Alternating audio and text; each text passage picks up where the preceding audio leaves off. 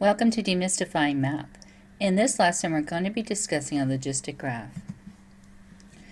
A logistic equation is usually used when a relationship between two variables has some kind of threshold or carrying capacity. The general equation for logistics is a over 1 plus b e to the negative cx. In this lesson, we're going to use this equation to represent an expected return on advertising costs. So for our particular problem, we have 5,000 is A, 15 is B, and 0.15 is C. X is going to represent the advertising costs, or the amount invested in advertising, in thousands. And Y is going to be the expected return on those dollars, in thousands. The threshold amount can be found by taking the limit as x goes to infinity of the function. That's going to give us our greatest return that we expect on advertising dollars. So in order to take the limit, I'm just going to rewrite the term that involves the x value. So I rewrote it as 15 over e to the 0.15x. As x goes to infinity, so does e to the 0.15x. So you'd have 15 over an extremely large number, which is going to approach 0 as x goes to infinity. So our threshold amount is 5,000. That's the greatest amount that we can expect as a return on advertising. Now remember that this is in thousands, so our greatest revenue expected is 5 million. Remember, this is revenue, not profit. There's a couple of things that we want to try to answer in this video. One is, will the advertising always positively affect our return? How many dollars of advertising is optimal? Should we keep spending on advertising until we come close to that 5 million in return? We're going to answer these questions by analyzing the graph. First of all, we found that the threshold was at 5,000. This is actually going to be a horizontal asymptote for our graph. So that means that we can never quite reach the $5,000 limit. But we can come close to it if we keep putting money into advertising. We can come very close to the 5,000 within a few cents. But is that the best place for us to be? Is that the best use of our money? Well, let's analyze our graph a little bit more. It appears that the graph is always increasing, so any amount of advertising spent will positively affect return. Let's find the first derivative to show that this is true. So I'm rewriting the equation, and what I did was took this e to the 0.15x, and I found a common denominator with the 1. So I rewrote it here, and then I just multiplied by the reciprocal and got this equation. Now I want to take the first derivative, so this is a quotient, so I'm going to let u equal the numerator and v equal the denominator. And then I took the derivatives of both of them. Then the derivative will equal vu prime minus uv prime all over v squared. So looking at vu prime, we have the 750 e to the 0.15x times the v amount, which is e to the 0.15x plus 15, minus u times v prime, which gave us 750 e to the 0.3x, all divided by the v squared. Then I distributed the 750 e to the 0.15x, and notice the first and last terms in the numerator canceled out. So our y prime is 11,250 e to the 0.15x, all over e to the 0.15x plus 15 all squared.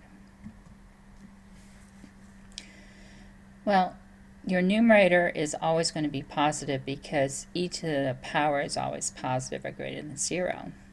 The denominator is squared, so that's always going to be a positive number also. So your first derivative is always positive, therefore your graph is always increasing. So now we know that any advertising expense will produce an increased return. But at what point do we stop increasing advertising dollars? In order to find the answer to that question, we're going to look at the second derivative. Remember that when you're finding a second derivative, you're finding a point of inflection where the graph changes concavity. So in this case, you're looking here, starting at 0, your graph kind of opens up. Then somewhere in this area, it's going to change concavity and open down.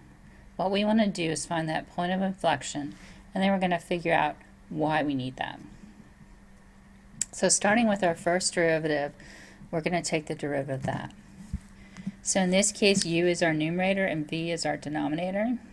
And we're going to take the derivative of u, which is going to give us 1687.5 e to the 0.15x. Remember, the derivative of e to the x is just e to the x. In this case, it had a coefficient of x, so we had to multiply by 0.15. V is squared, so we had to use the chain rule in order to take the derivative of that one, and then I just simplified.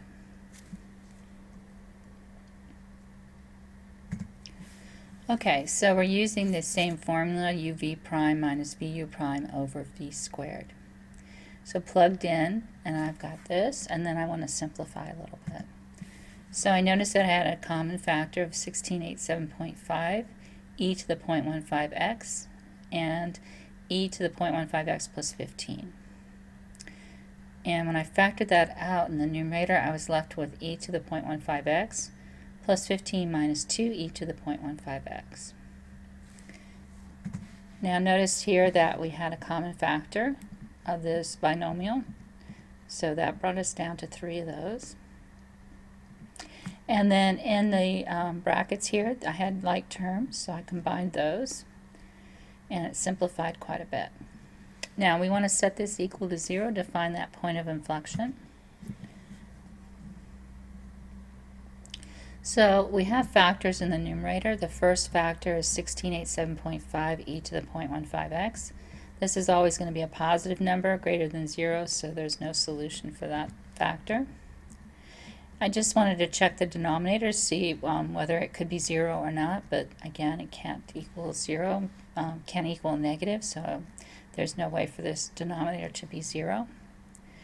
The only factor I've left is 15 minus e to the 0.15x, and we can solve for that one. So we have 15 equaling e to the 0.15x. So I just took the natural log of both sides and simplified, and then divide both sides by 0.15, and you get an x value around 18.05, or the natural log of 15 over 0.15, exactly. Okay, so we found our point of inflection, and then I just plugged it back into the equation, and it came out to $2,500 for our expected revenue, based on $18,000 in advertising. You should expect to get $2.5 million in return. Okay, so let's look at that point of inflection and see why we need it. So what we want to do is look at our return on advertising for advertising dollars close to that 18.05. So I went a few units below and a few units above it. And using the first derivative, I want to find out what my return is per dollar of advertising. So that's like finding the slope when you're looking at the first derivative. So let's go ahead and plug those numbers in. For the return on advertising, I plugged into the f of x function. For the return per dollar of advertising, I plugged into the first derivative.